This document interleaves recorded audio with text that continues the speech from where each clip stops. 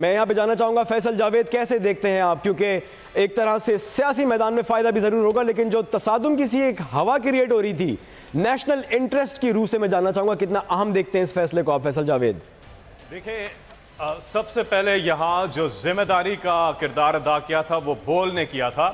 जब नवाज शरीफ ये तकारीर कर रहे थे और जीटी रोड पे रवां थे, हर जगह पे जजेस के हवाले से, बल्कि अफवाज पाकिस्तान के हवाले से भी डायरेक्टली और इनडायरेक्टली तनकीद का निशाना बना रहे थे, तो उस वक्त बोल ने किसी तकरीर को बराह रास्त नशर नहीं किया, और बल्कि बोल यहाँ पे एक प्रोमो भी चला रहा था कि ऐसी तकारीर को ना नशर किया जाए, ये पाकिस्तान मुखालफत तकारीर हैं, पाकिस्तान मुखालिफ तकारीर हैं, इन्हें ना नशर किया जाए।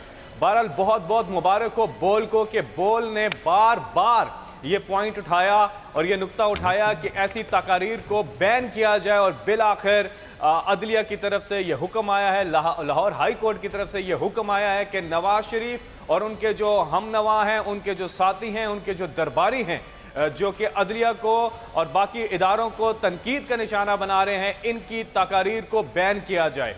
कल नवाज शरीफ ने इरादा किया हुआ है कि ईवान इकबाल में वो कुछ वकला हैं जिनसे तकरीर करेंगे।